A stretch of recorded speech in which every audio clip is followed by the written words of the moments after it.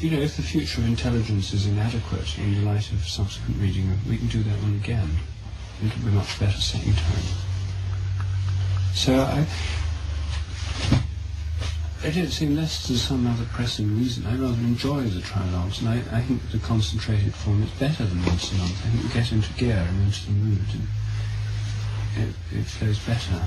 You know, it's like, instead of writing one chapter, you know, of a book on the first few days of each month, I mean, actually I find it easier to get right in and keep working day after day. It may be a different style. Yes.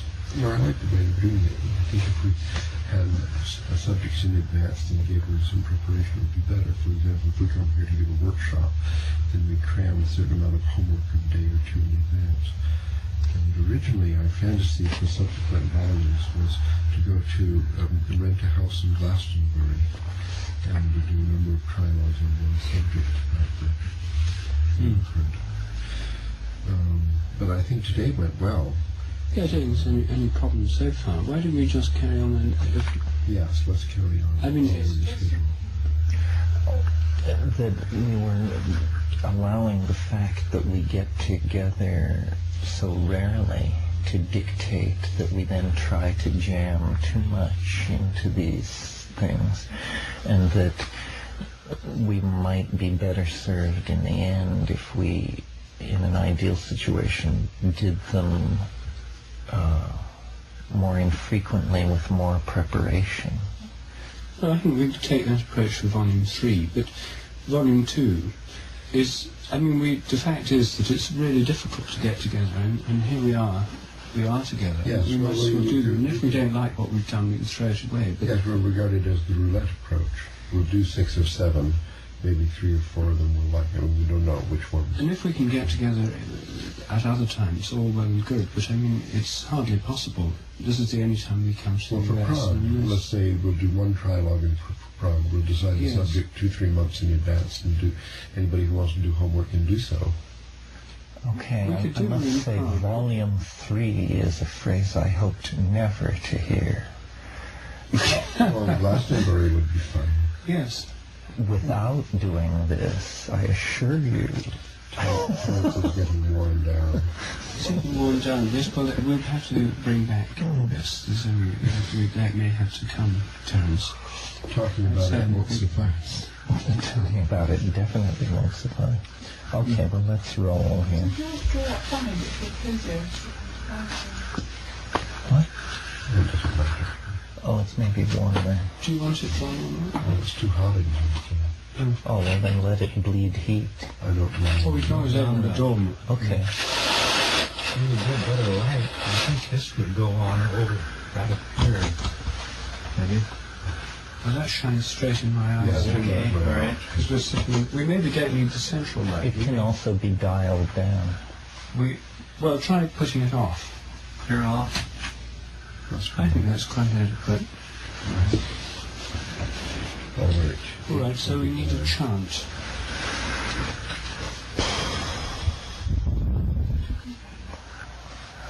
Saving the world. But we're going to chant, right? Mm-hmm. So we need to save the world chant. Yes. Pushing it.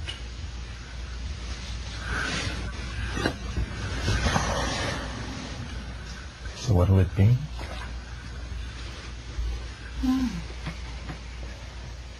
Is that a hum or a free? Oma hum? Or an Omaha, perhaps? The mantra of North America.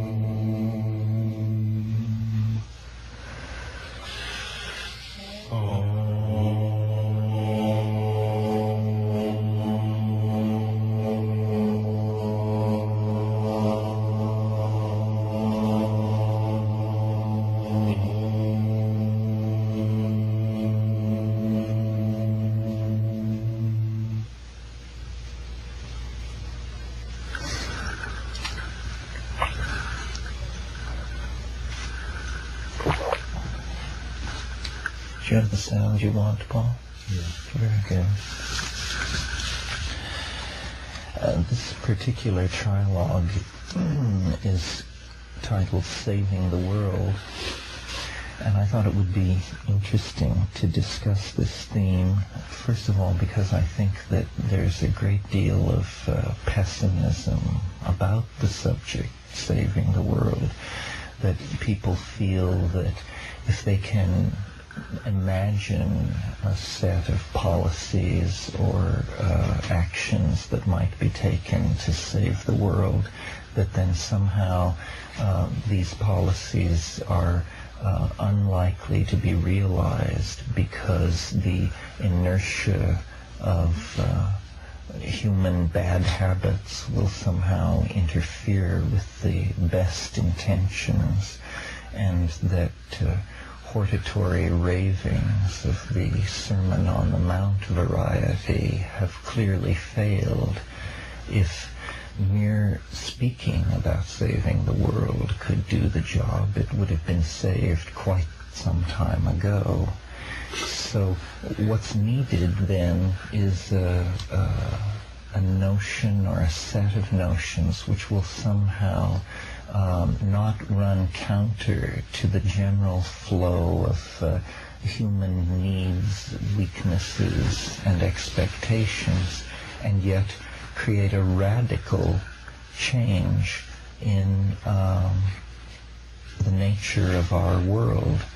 And as I look at the various factors which seem to be pushing the world toward ruin, the one that I come back to again and again as being central to any social program which would create a sane and caring future for our children and lessen the impact of human beings on the environment, is the problem of overpopulation. All other social problems can be seen as being driven by the excess of human population on the earth, which has in our own lifetimes reached a criticality anticipated by Malthus and other pessimistic thinkers in the past. And yet, even as we speak, there is no serious assault on this problem.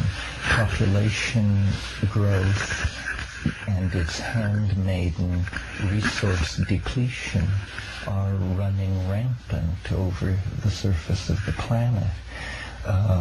Is there anything that could be done to mitigate this situation and buy us a little time? And I think the general feeling about this is no, there is not. That because people enjoy sex, because people enjoy family life, because people are not educated concerning birth control and so forth, that somehow this is a problem we just avert our gaze from in the hope that perhaps war, epidemic, disease, or some other natural catastrophe will intervene and do the work that we as human planners have been unable to do. And I think this is a profoundly misguided and pessimistic position to take. I was once challenged in a workshop I gave. Someone said to me, well, you're always talking to these entities in the higher dimensions. Why have you never asked how to save the world? And at first I took it as a kind of facetious challenge on the part of someone who didn't really understand the protocols necessary for dealing with these entities on the higher planes. But then I thought more about it, and I thought, if this is a legitimate source of information, then this would certainly be a legitimate question to pose to these entities that profess such affection for humanity. And so the next time I entered into dialogue with the botanical logos, I posed this question. how can we save the world? And with a lag time of under a third of a second, the reply was given. Each woman should bear only one natural child, the Logos told me. I have to confess, this was an idea that I had not given a great deal of thought to. I don't think very many people have. And so I would just like to sketch for you the consequences of this and some interesting facts that I've come upon in the process of looking into it. First of all, let's just take it at face value. Each woman should bear only one natural child. Now, what would be the demographic consequences of this? Startlingly, within 50 years, the population of the Earth would be cut in half. Without war, epidemic, forced migration, government programs of sterilization, so forth and so on. If a policy like this were adopted by even a major percentage of the world's women, the impact would be immediate. In the succeeding 50 years, the Earth's population would fall by half again. If such a policy were in place for 150 years, a serious social debate would ensue on a subject inconceivable to us. Are there now enough people in the world? I took this idea and I began to look into the demographics of population, and I made a very interesting finding, which I've not heard widely repeated in the media, even among the people who are concerned about the population problem, and that's the following.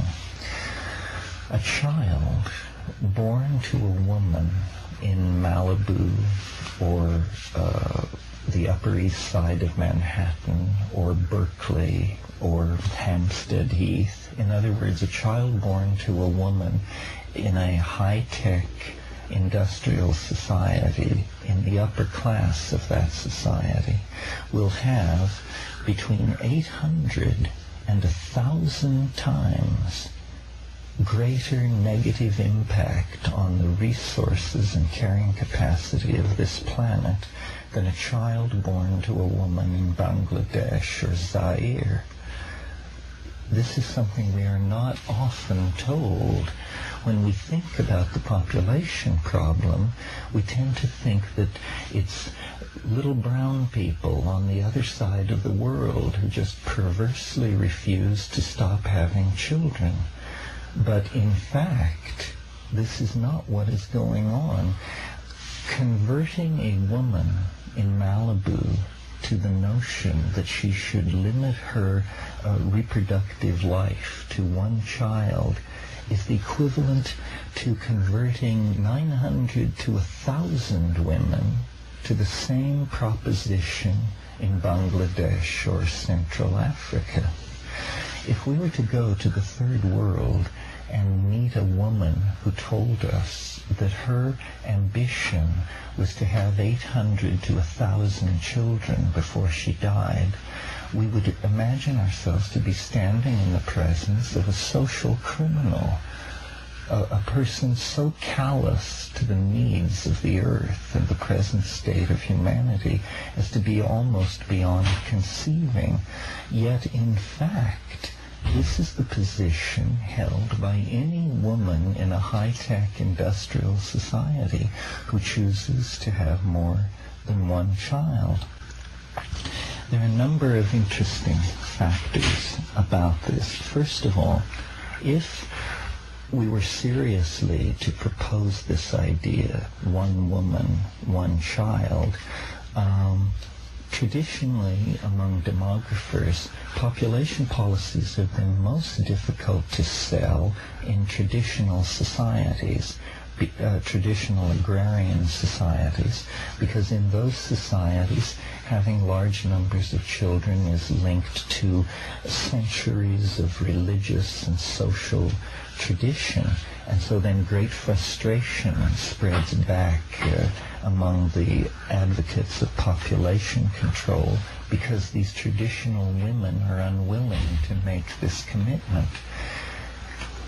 In contrast to this, think about the woman in Malibu or Hampstead or the Upper East Side of Manhattan. She is college educated. She has access to excellent medical information. She should be an easy sell to this idea. She is not burdened by centuries of religious tradition. She is a modern, secular, progressive, liberal person. Every woman of that type converted to this policy is the equivalent of converting 800 to 1,000 women of the other type to this policy. I mentioned at the beginning of this talk that it's important that the concerns and wishes of the individual be commiserate with this large-scale social goal. Notice that you can say to this college-educated, upper-class woman, how would you like to have more leisure time, save a pile of money, and be hailed as a political hero? All you have to do is limit your reproductive activity to one child. Now, to the obvious objection that people want large families and want more than one child, you say the cities of this planet swarm with children without families. We're not saying you can't have a house full of children. We're simply asking that you address your unconscious genetic chauvinism and limit the expression of your own genetic heritage to one child. You may fill your house with unwanted children from other parts of the world. In fact, we encourage you to do so.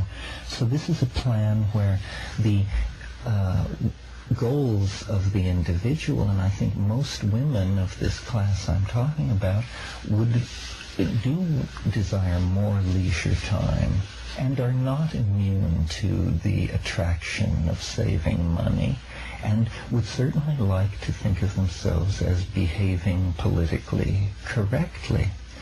Now, another interesting thing about this proposal is it's the first plan I've ever heard for having an impact on the destiny of our species that does not depend on men.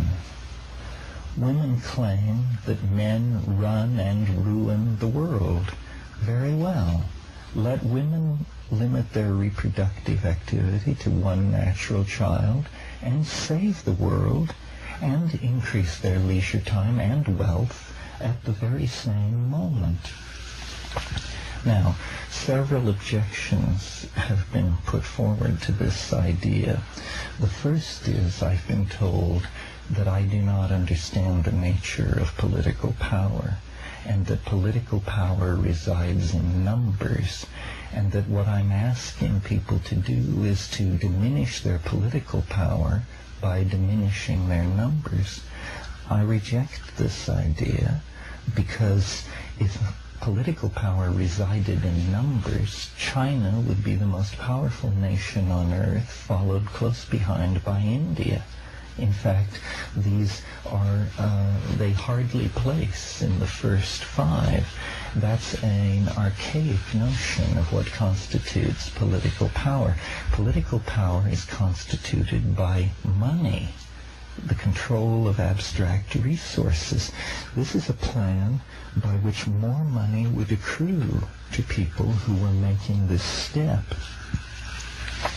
So I've asked myself, why, if our planet is truly threatened with extinction and social chaos by overpopulation, we've heard nothing of a plan of this sort?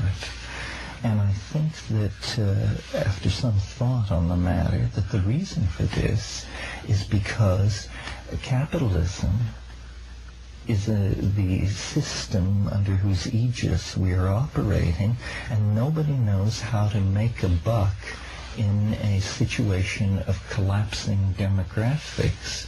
In other words, capitalism unconsciously rests on the premise of an ever-expanding population of workers and consumers of the goods which capitalism is set up to produce. I don't think that the preservation of capitalism is a sufficient reason to ruin the world and rob ourselves and our children of a sane future.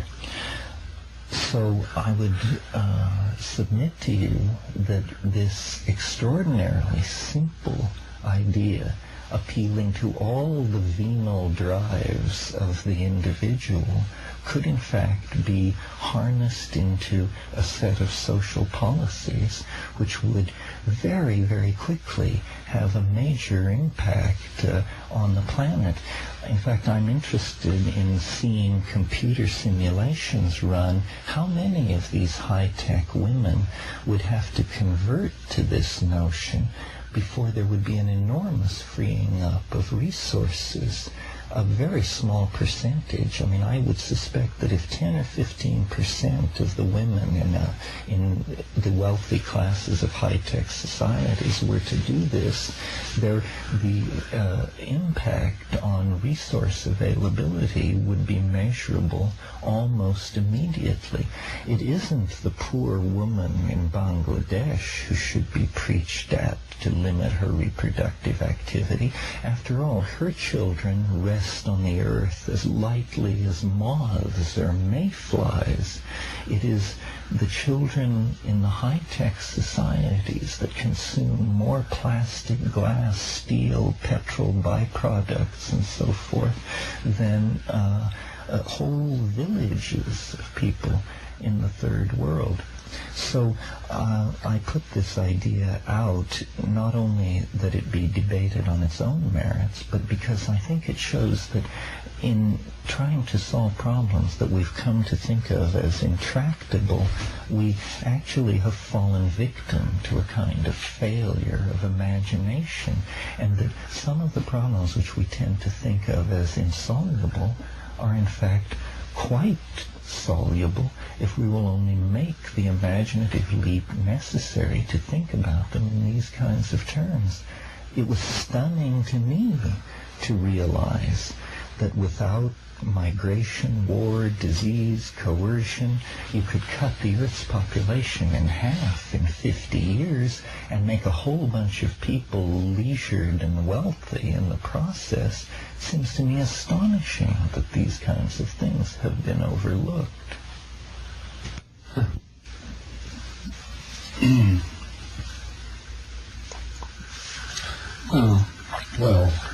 Well,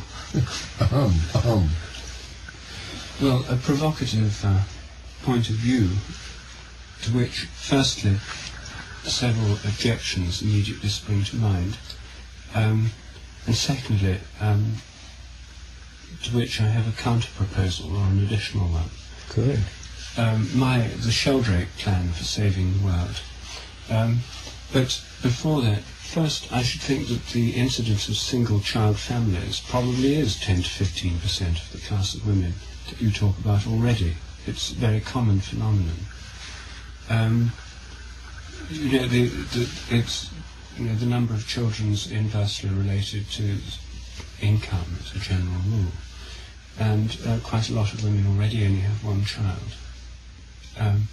Secondly, the adoption plan doesn't seem to me to work. It would only work if the woman in Malibu adopted dozens of brown-skinned little children and then kept them living at a Bangladeshi level in her Malibu huts. The studies of adopted children in general, are usually raised in a similar manner to people's own children, and would immediately be promoted to with 1,000-fold consumers. I know families who adopted children from Sri Lanka and from Hong Kong and Vietnam and so on, and they're instantly promoted to the maximum consumption class by the very act of adoption. So that point is, I think, quite invalid, of course. The adoption thing won't work. So I think the principal objection to the scheme is, the third point, this is the very policy the government of China has tried to enforce for 2 or 3 decades now, each family to have only one child. So the scheme has actually been tried, and one has to say in the case of China it's had some success. The birth rate is slower there than in India, but it hasn't been completely successful because of the difficulty of enforcing it. Now, I take your point that it's easier to sell to women in Berkeley than it is to women in Shanghai. But I think the biggest problem to overcome is the prejudice against only children. Since all of us have had 2 children each, if we ask ourselves why we had 2 children rather than 1, we certainly didn't have them because we thought we'd get more prosperous by having 2 children. It must have been obvious before we did it that we'd be poorer. It must have been obvious that there'd be a smaller amount of available resources to be spent on them. But there's a very strongly established feeling that somehow there's something wrong with being an only child.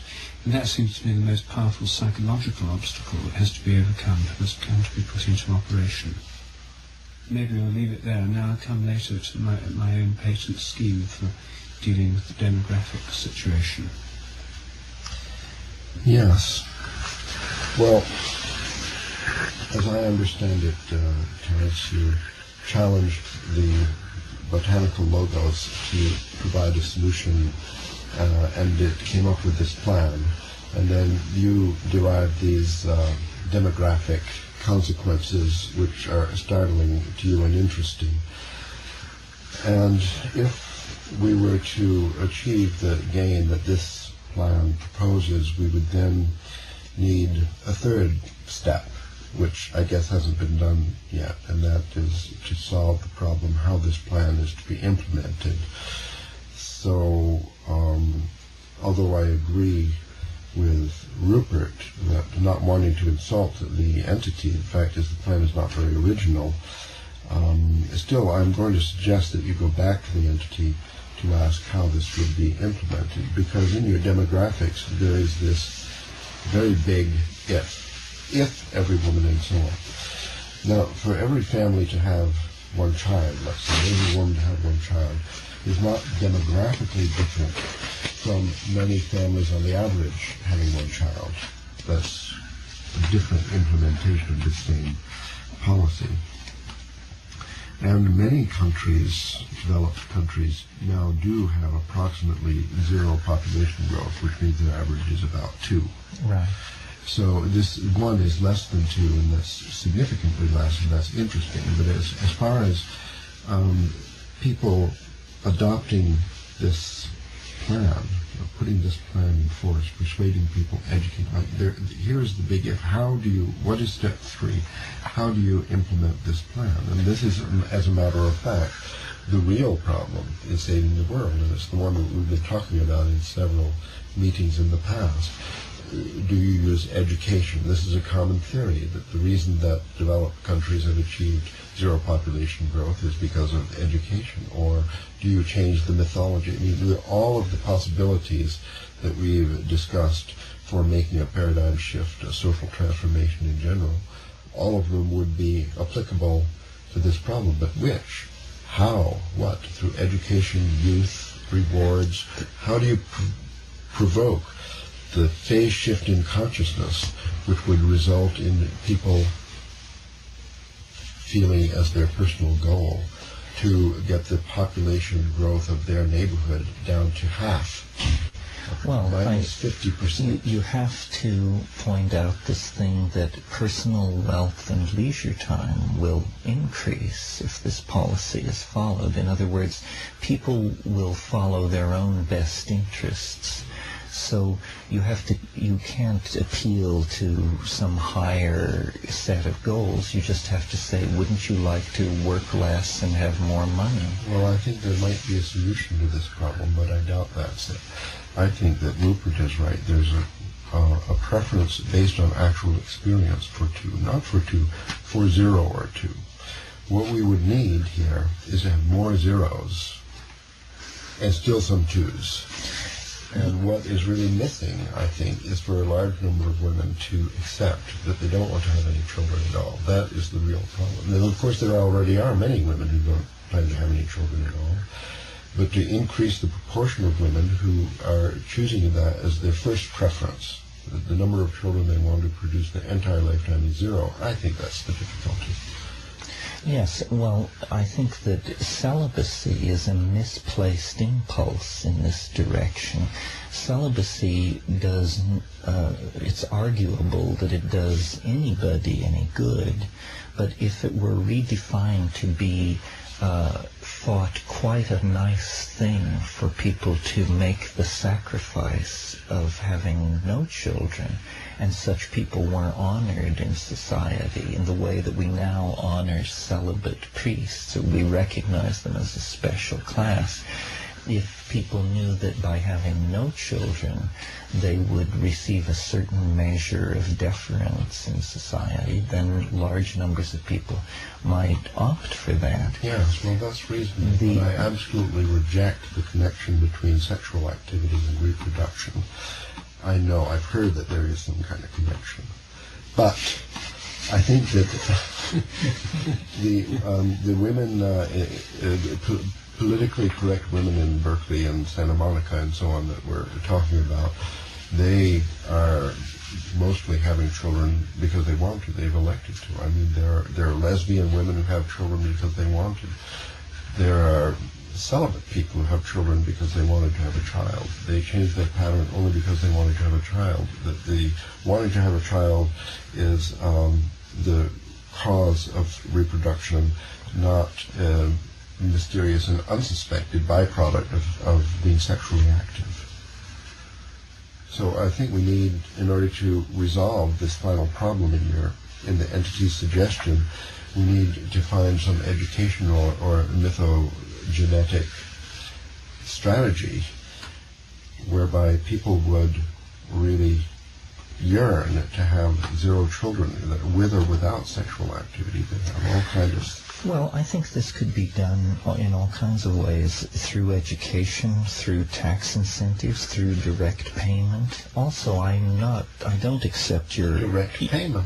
I don't accept the premise that faced with one's desire to have 2 children, or if that were linked to wrecking the planet, I think people would just have 1 child anyway. Yes, well, that's a possible breakthrough. And in fact, we don't know the consequences of having 1 child if it were generally accepted. I think a lot of the 1 child talk that goes around has to do with the fact of the myth of the special character of the single child. And daycares, all kinds of social institutions could be retooled to make sure that these children spend a lot of time with other children. So I don't see that as a tremendous barrier. I agree with you. I think we should encourage people, 1, to have no children. Those people should be given special honors. Otherwise, to have 1. Otherwise, to have 1. And never to have 2. And never to have 2. And people should accept that nuclear families don't really exist in this society, and so they're going to be single parents, and that makes it more attractive to have just 1. That's right. With 2 single parents, each with 1, combined in a house, then in fact they'd have a sort of nuclear family with 2 children, except both the parents would be female. And the other thing is to start in these high-tech societies. Don't start in India and Sri Lanka. That makes no sense whatsoever. Start in the areas where you're likely to make many converts. Then these third world societies, which are tending to take their value systems by emulation of the high-tech societies, would see the positive feedback of these policies and would quite naturally adopt them themselves in due time. Well, I think we do have a plan here. It's sort of rounded out. Well, let's hear Rupert's other plan.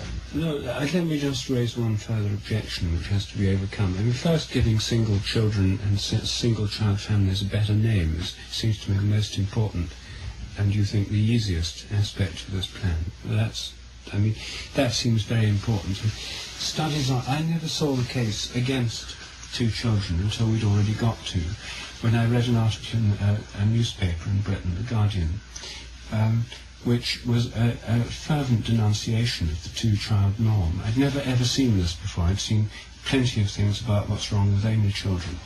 But this said that having two children is grossly abnormal, and in the past people had large families, so you had multiple children, multiple relationships. With two, you set up automatically a dyadic relationship of jealousy, possessiveness and fighting, which creates a one-on-one competition situation which is atypical of the whole of human race in the past, and that two children, in fact, may be a great deal worse than one. Now that was a strong argument. It's the only time I've ever seen an argument put in favour of a single child as opposed to two. And it was a well-put case, and it had quite an impact on me. It might even have influenced my own thinking on the subject had I read it before we'd had to. So this re-evaluation of the role of two versus one children is something that's a great deal more attention could be paid to. Studies could be made on the subject. It may well turn out that this argument can be validated in all sorts of terms, and that the two-child norm can be discredited as a kind of myth or ideal in favour of the one-child norm. Now that would be a highly constructive act, together with social policies that would deal better with the problem of only children and all the rest of it. Somehow ways of living, or where children spend their time with other children. And anyone with a single child spends most of their time ferrying the child around to other houses so they can play with other children. This could be made easier.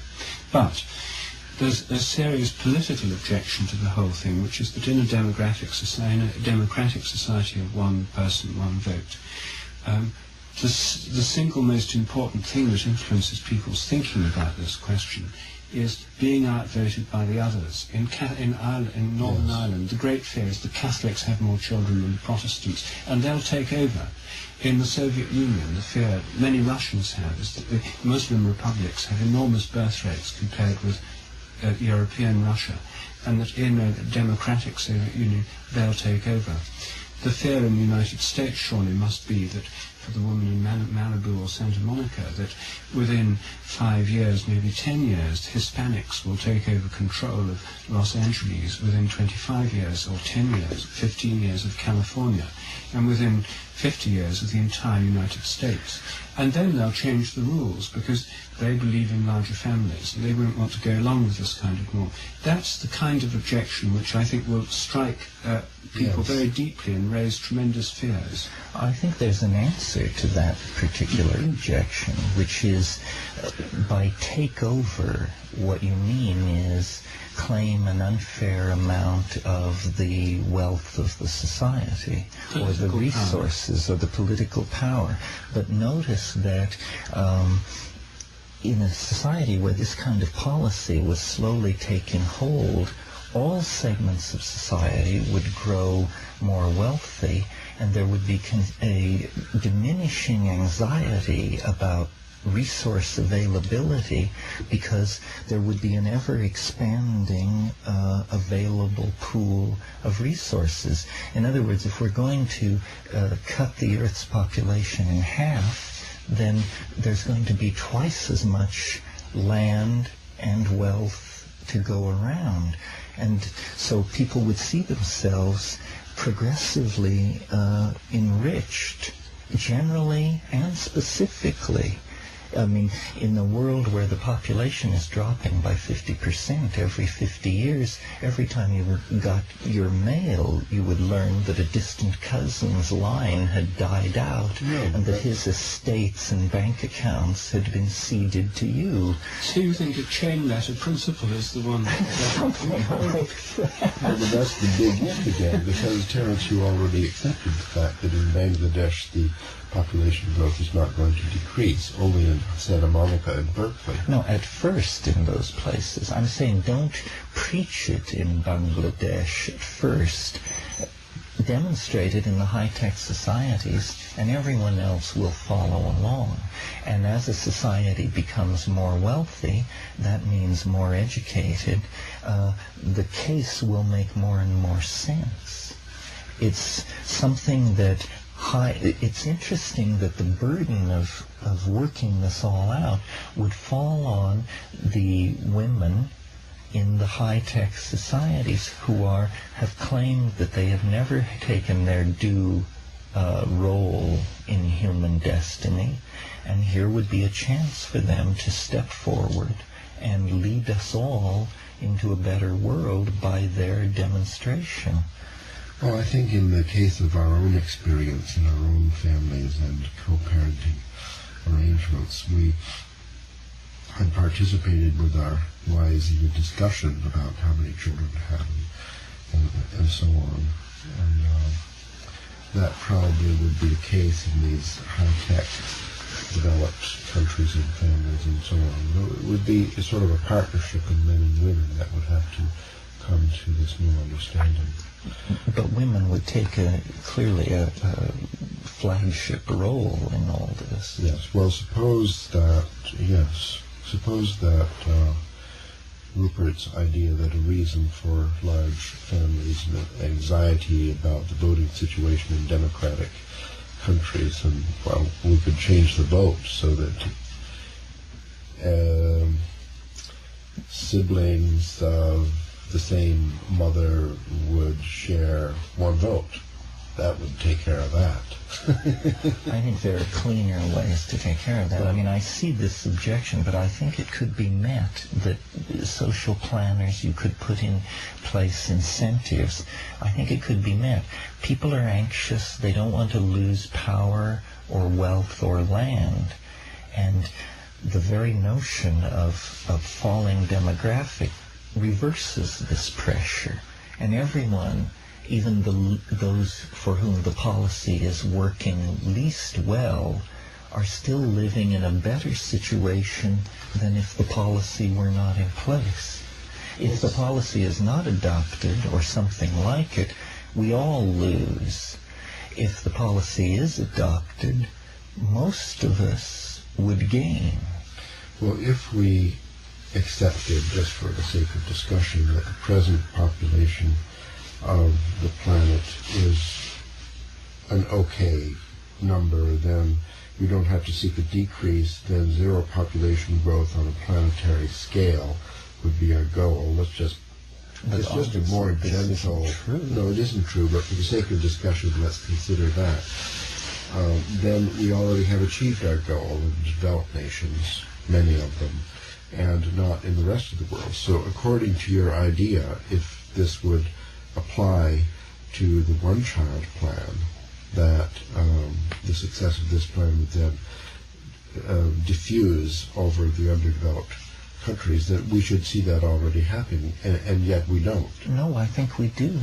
As standards of living rise, population rates slow. This has been observed all over the world. I know, but the standard of living is not rising because the population is growing and outstripping the resources, and people have this enormous famine in Africa, and their response to this famine is to have more and more children in order to... But for instance, in Thailand, South Korea, the emerging the industrial countries of Southeast Asia, the population is slowing, and it's generally credited to the rising standard of living and expansion of the industrial base.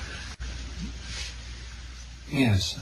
I mean, there's one further point, perhaps not such a serious one, which is the thing that terrifies people as well is not just being outvoted by the increase of one section of the population relative to the other, like Hispanics, but also the question of immigration.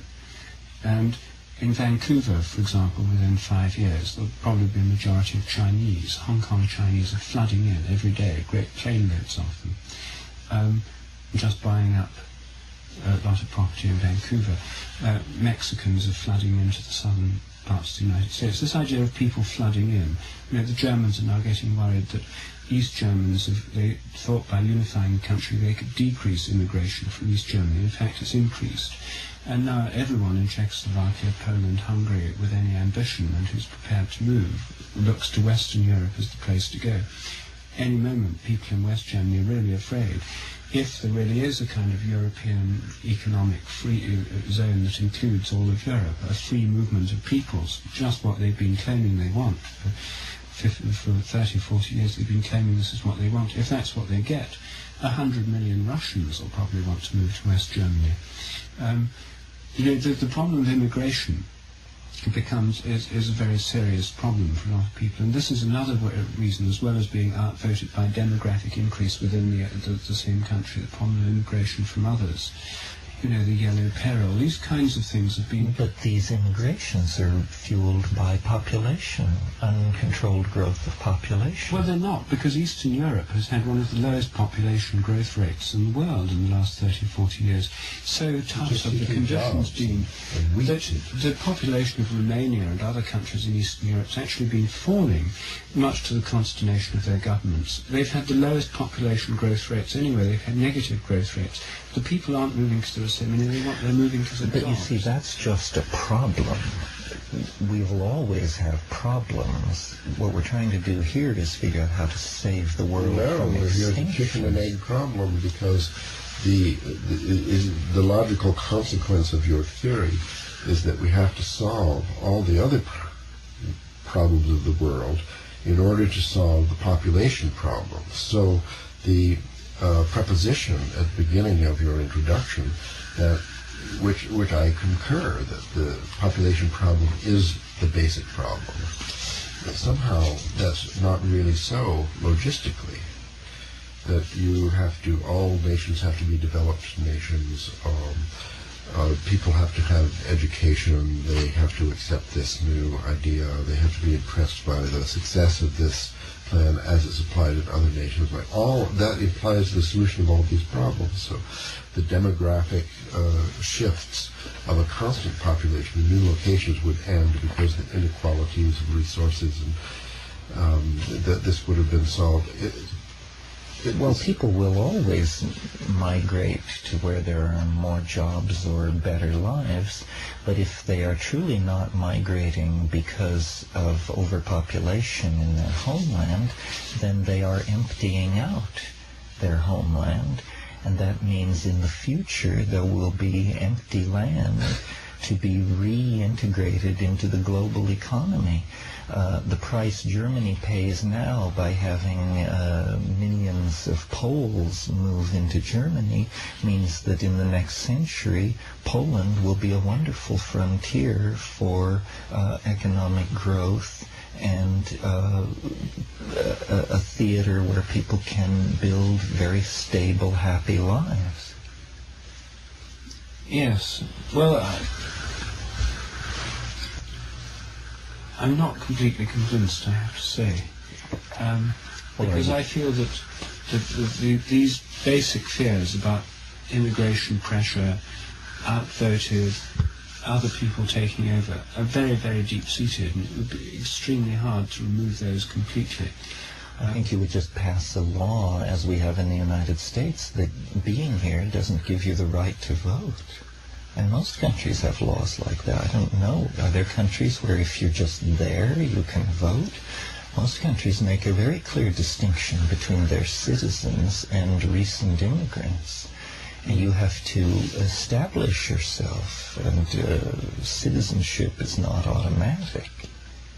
No, well, nevertheless, the fact is that in Germany they have a problem with Turkish immigrants. But it's not of being outvoted by them. No, that's not the problem, except in certain localized areas. But there is this fear of kind of relative demographic increase.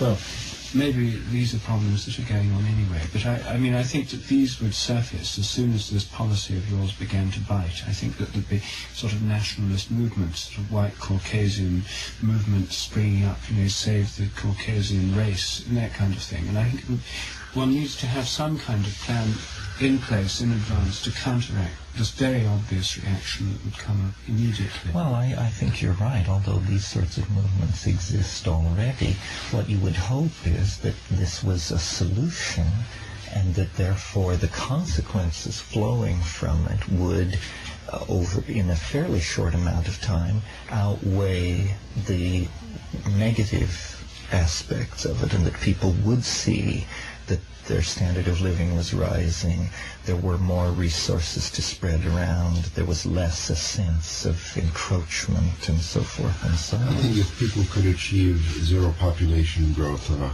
planetary scale, as you could regard this as a halfway step. From there they could progress. You could give them a period of several centuries to get to the idea that what is really needed is a rapid reduction in the human population to 25% of its current strength. Well, but see, the longer you wait, the more resources you're using up. I mean, are there a couple of centuries worth of petroleum around? Are there a couple of centuries worth of hydroelectric power? Well, I think if zero population growth on a planetary scale were achieved in the very near future, if we could achieve that, we could achieve anything. Well, you would only achieve planetary ZPG if in large areas of the world you had less than ZPG, because you would be taking up the slack in those laggard areas. But whatever it is, it's easier to achieve than what you're proposing, because if people in Southern California, let us say, are seeing that their sector of the population is going to decrease to half within 50 years, in the same span of time that these other folks are going to be multiplied by 4, then it's obviously not going to go. No one is going to accept that. Why not? The people in Southern California will be twice as rich. The people in the other area will be 4 times more impoverished. I'm talking about, let's say, another sector of the population in Southern California, which is multiplying at a rapid rate with, let's say, 12% population growth per year, so doubling the population in 5 years. Through immigration and increase. Yeah, well, that's the birth rate in Mexico right now, so it's increasing 12% per year. It can't be 12%. No? Nowhere's more than about 3.5%. Oh, excuse me. Maybe 2%. This in the transcript. Well, I'm not saying you're not going to save the planet with a snap of the finger, but since the other things on the table to solve this problem are thermonuclear wars, synthetic viruses, pogroms, genocide, triage, and computer-directed mass starvation, this sounds to me like a pretty good idea. Well, you haven't heard my plan yet. Have at it. This plan was conceived when I first went to India and was published in Nature in 1974. And the reason I had a slightly wary attitude to plans for solving the world's population is having had one myself and promoting it vigorously in international circles, including various sort of international aid agencies, and I was working as part of one. I had the ear of people of influence and so on. I was in a good position to do it. The fact that nothing's come of it over the following 17 years has slightly discouraged me. Anyway, the scheme, as it goes, is quite simple. It's based on the perception that in third world countries and in advanced ones, but largely in countries like India, where population growth is greatest, people have lots of children not because they want to have lots of children, acquire children, but because they want to have lots of sons. Yes. That point is, I think, quite clear. That you can talk to any Indian, any Chinese, what they want is sons. They don't want daughters. Yes, the Chinese throw the daughters in the river. Yes, and so the Indians practice female infanticide in Rajput and other castes. What they go and pray, they spend good money on doing ceremonies in temples, pujas, to try and have more sons than daughters. Incidentally, this provides a test of the power of prayer of a statistical kind. I checked out the male-to-female excess in the birth rate in India as opposed to other countries. It's 106 to 100 males to females in live births in India. So it is in Western countries where there's no such strong prejudice. So one could in favour of sons. So clearly, on a large scale, the magical and religious means used to try and promote the appearance of sons are not effective, statistically speaking. They may shift the balance in individual cases. But anyway, the fact is they want sons. Now, rather than trying to go against the tide, trying to persuade people to have less sons or less children than they have now, you give them what they want. Now, it was discovered in the early 70s that male sperm swim more strongly than female sperm. And in vitro, in test tubes, if you put them in a viscous solution, any viscous substance will do, and they have to swim through it, there's a progressive enrichment of male sperm getting through the other side.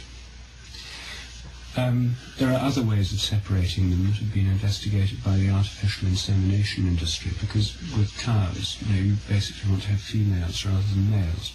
So there's some research gone into this. Anyway, with human sperm, like many other species, male sperm swim stronger than female. My proposal was a simple technical advance whereby a capsule of a viscous substance like carboxymethyl cellulose, very cheap, buffered at an appropriate pH, would be inserted before intercourse into the vagina. The sperm would have to swim through it in order to fertilize the egg, and this would give a preferential enrichment of male sperm. Now, the thing may be only partially effective. It may only increase the chances to 60-40 instead of 53-50, which is the present ratio. However, even a slight increase, as long as it was perceived as being increasing the chances, would lead to rapid adoption of this thing. Even if it was banned by governments, a black market would spring up immediately. The product would be extremely cheap to make, assuming that this technical problem could be overcome. You could make the product technically. The result of this, let us assume that it could work with an efficiency, say, of promoting the chance of 75 to 25 in favour of science. It's a reasonable assumption. It would be widely adopted. The proportion of boys would increase. The number of children required to achieve the right level, the desired number of sons, would go down, so there would be a more adoption of birth control immediately. But of course the main consequences would come within one generation time, which is about 15 years in India, since the average age of marriage for girls is about 14 in most parts of India. Then, of course, the consequence would be that there would be a shortage of girls. Not all these young men could get married to girls. Or even if you had a system of polyandry developing, the rate-limiting fact for population growth is the number of women. So women couldn't increase childbearing beyond one child a year maximum, however many men they were married to or had sex with or whatever. So there'd now be an immediate bottleneck on population growth. Population growth would begin to plummet. There'd of course be social consequences associated with this, and most Westerners who had this plan said, well, of course they'd all get militaristic, you'd have appalling wars. That's not the reaction I heard from anyone in India. The Indians don't have such a militaristic tradition. I mean, what would probably happen there is that you get a rising age at which men could get married. And instead of a dowry system, which is what causes people to not want daughters, there'd be the rapid development of a bride price system, as people would have to bid higher prices to get the available girls, which would solve another problem, namely the low social status of women and the desire not to have daughters. And within 30 years, the whole system would re-equilibrate, because the desire to have sons rather than daughters would cease to have the same motivation. The entire social pattern would adjust. There'd be social problems in between, but nothing like the social problems caused by the doubling of the population in the next 25 years. This plan, which would go with the grain of what people want rather than against it, technically conceivable and probably achievable if enough research were devoted to it. None has been so far. Is, I submit, another way of tackling this problem. Although it doesn't address at all the impact on resources of children born in high-tech societies. It's again a little brown people are the problem theory. Well, little brown people are the problem in large parts of Africa and Bangladesh and so on. Well, yes.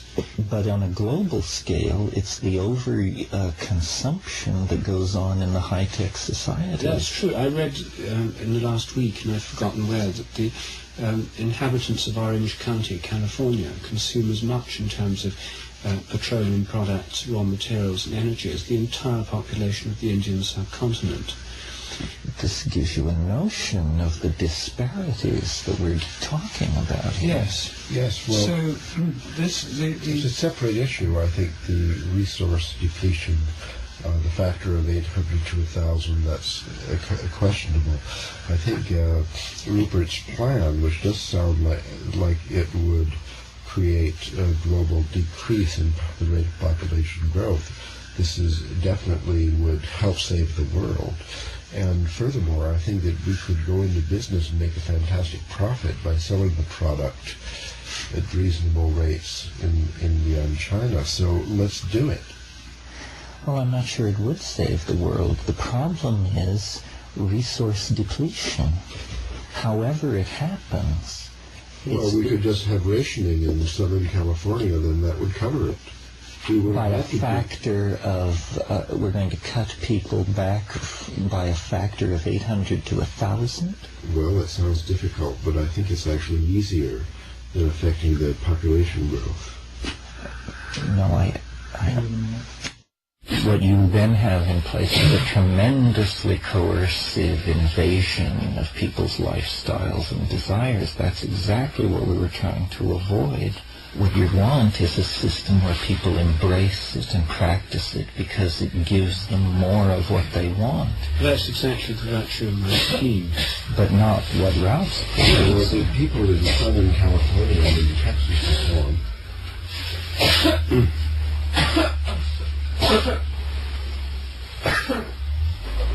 are using an exorbitant amount of energy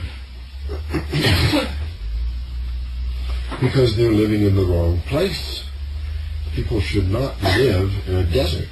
So now we're going to add forced migration to the plan. If you want to save resources, then you could affect the world much more rapidly by moving people to different locations than you could by trying to affect the birth rate. But all of these ideas smack of totalitarianism, fascism, so forth and so on. I see the merit in what Rupert's saying. I think these two things could be practiced concomitantly. This entire scheme that he's proposing could be put in place in the third world, while the scheme that I'm proposing could be put in place in the first world. That is a good idea. And then we have the double you've got it. Furthermore, I think that the effect of Rupert's plan could be accelerated, adding enormously to our profits in private enterprise by advertising and trying to affect the bride price for a more rapid inflation of bride prices than would simply result by waiting for the demographics to do it. Just to give people the idea that brides are more valuable. And, because you see, what we want to do you're right. In the third world, what we want to do is have less people. In the first world, what we want to do is have less consumption. that's right. So this two-track plan would reduce populations in the third world. It would also have tend to reduce populations in the first world, but that wouldn't be the primary impact of my suggestion. The primary impact in the first world would be to lessen the impact on resources. So the two plans running side by side, it seems to me, would be quite a reasonable thing to place before Another idea that should really be added to this concoction is the liberation of women, because I don't think that girls of 14 should really be getting married. You see, that's the whole problem, is that childbearing starts too early. Here we have college and everything. Well, if you have women, they're 35. if you have women in the high-tech countries having only one child, then they are appropriating more wealth and more leisure time to themselves, and these are the definitions of liberation in a secular society: more wealth, more leisure time, more control over your own body. So it would liberate women quite as a ingrained consequence of these other things. I think there's the basis for a short book here. Well, here we've got a plan, a two-track plan that could indeed work. But coming back to your scheme, it seems to me that the one of the things that's really important to get in place is a research thing on family dynamics, actual interview techniques of people, why they decide to have two children. Yes. Actually get to the bottom of it, because the whole thing isn't based on a tremendously careful analysis. It's basically it's mythology. It's a kind of mythology. You see, it's numerology. Well, it's family numerology. And, don't you think that the objection to the only child is actually it's a stylistic objection. They're not screwed up. They are not children. And this is a tremendously sentimental society. I've known many only children, and many of my peers are only children, and they left childhood rather quickly. They learned to read sooner. They became little adults, and since, I don't know when, the Victorians or something, there has been a deep sentimentality in Western society about childhood. But this is very recent. I mean, in the Middle Ages, children of 14 led empires. And so the idea that the only child is undesirable is simply a sentimental attachment to the notion of childhood. We're speculating in an area where there may be a great amount of data. And I think instead of trying to dope this out on intellect alone, what we might do is propose research projects to check some of these questions. I have a feeling, maybe this is wrong, it could be checked. I have a feeling that problems such as codependent syndrome might be very severe with single children. Anyway, this is part of the numerology should be based on research. Here we've got an ideal grassroots research project. Exactly. Since this doesn't require expensive apparatus, atom smashers or anything, but rather a sensitive interview-type investigation and investigation of family dynamics, which can be carried out by people with a limited training in these things, but asking the right kinds of questions, something which anybody can understand. And maybe many studies have already been carried out, and the literature is there to be looked up and although in these sociological questions, you're not going to reach the bedrock of truth. I mean, one school is going to tell you 2 children is good, another is going to say 1 child, and another 3 to 5. Yes, but the fact is that we've arrived at the frontier of the social sciences in an area where the further evolution of social science could be of crucial value in solving world problems. Social sciences are valuable. Now there's something radical. Finally, I'd like to put in a plug for mathematics. I think there are many factors in cooperation here. We have the mythology, the psychological factors, the resources, the education, in order to test an intervention, a hypothesis before doing it, before we manufacture all these viscous pill implants and distribute them on the cheap in India. We should do a computer simulation in order to just get a little practice in the interaction of these. Well, this is what demographers do. They know exactly how to run these simulations. Well, hardly, because the complex dynamical systems theory that's necessary to understand the simulation has just come on the scene. But the time is here. I mean, this also can be, grassroots science can include computer simulations on desktop computers. Yes, a simple demographic modelling disc could be manufactured and sold by Aerial Press. Well, there's these things already with a $1 off coupon to be attached from the back cover of our next volume. A slight variation on SimCity, for example. We can subvert Nintendo and Game Boy and so on, that the children would be trained in SimCity. What would be the effect of using this product from Trialogue Inc. instead of not using it? Say, oh, well, then you get wealthy and your bride price goes up. And you say, what if, you play what-if games in this computer simulation that's distributed in Game Boy so that people are brought up with these educational games. It's the new mythology. Well, I think, and especially for everyone in Bangladesh with the PC. Game Boy in a couple of years. Game Boy is just handheld PC. They will not all have Game Boy in a couple of years, Ralph. 4 or 5 years. Well, there may be Game In Boys Bangladesh. there may be Game Boys in coffee shops that you can use for a fee of Thank you. £1 or Coffee shop something. Game Boys. But I think, though, that also as part of this computer program, that the family numerology would be very important, Yes. because I've often had conversations with parents who've had 3 children and 4 children. It's a very common topic of great interest. It really interests me, and it interests lots of parents. The dynamics of different And numbers among of 4 children. children, the second child always is like this, and the third child always has that problem. And Yes, and with that's 3 part of it. children, which seems pretty good to me. I've talked to parents of 3 children, or people who've had 2 other siblings, and then there's this problem where the one in the middle gets left out, that kind of thing. There is a lot of information here, but models that could be made on computers, family dynamics models, and these things become much more widely appreciated rather than just relying on informal conversations and widespread prejudice.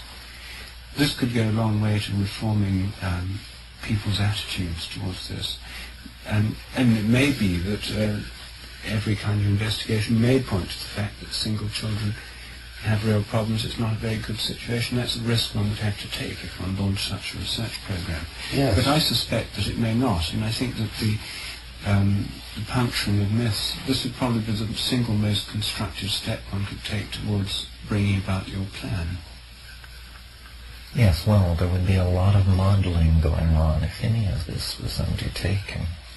Because anytime you shift the credo, then you want to model what the feedback consequences of all this are. And here is a multi-leveled problem that deals with genetics, flow of wealth, movement of peoples, lifespans, economic viability, resource management. I mean, it's the entire ball of wax. But it doesn't take into account, and would have to, the biological or archetypal desires to have children in the first place. Because if you talk in terms of resource and disposable income, the richest people in America and everywhere else are gay couples. They have the highest disposable income. There was an article in the business section of the New York Times last week saying that estimates have shown, market research has shown that $210 billion per year is available as disposable income to gay and lesbian couples or people. Although we don't know. And that here's one of the largest markets for, special targeted advertising and marketing strategies. Well, the fact is that if one only took economic factors into account, then everyone would be gay. Now, it's very clear that large numbers of people are not gay and are motivated by other concerns in having children other than disposable wealth and the things to which you're going to appeal. Now, what are those kinds of concerns and motivations? I often meet people who haven't had children who ask with great curiosity, as I did myself before I had, about what's it like, and so really trying to find out, really trying to find a basis for these decisions. And there's very little guidance at the moment, especially about numbers of children. So here's at least an idea for a book. The Only Child, a positive re-evaluation. Yeah. That would be a bestseller for a start, because there are lots of only children who want to be positively re-evaluated themselves. Yes. And lots of parents with only A children. strong market. That interviews with such families about what's going on. It would be a huge market. This book we could get an advance through Brockman tomorrow, if we were prepared to write it. But we've got lots of book ideas. Maybe we'll have to set up our own book idea agency. Well, we couldn't Sell on this one. If we made a proposal and it succeeded off chance in getting a large advance offered, we then could actually deliver the product by reinvesting some of the take in employing helpers. I mean, there's a lot of research and a little bit of writing. And with the aid of the research and reading the reports, and then we could more or less trialogue it into book form in a weekend. Well, there you are. This would be a positive way of dealing with Very it. I think that the most important barrier to it is this prejudice against only children. I think in the United States, certainly. And that's England. true. And And I think in probably Europe throughout and Europe. indeed the Western world. Indeed, not just the Western world, in India too, everywhere. Yes. It's a very, very widespread prejudice. Yes. And it's sort of the family version of Terence's original theory here, that we're putting the burden on the women to make the decision, and it speaks to the current paradigm, which might be fictitious, that as nuclear families, they're having children. Another idea would be to attack that myth, helping people to accept the idea that marriage is temporary and it's an arrangement for co-parenting, and it has a finite span. As statistics show, the average length of a marriage is so many years and so on. If people accepted that also, I think it would have a very strong effect on the birth rate. The hypothesis that, or maybe this could be a chapter in the book on family numerology, the hypothesis of the myth, the incorrect myth that marriages last forever, make a two-child family more attractive. It's an aspect of denial. If one accepted the fact that most marriages only last so many years, and that at the time of the divorce, the average age of the children is 7.5 or something, people would probably look more favorably upon the single-child family.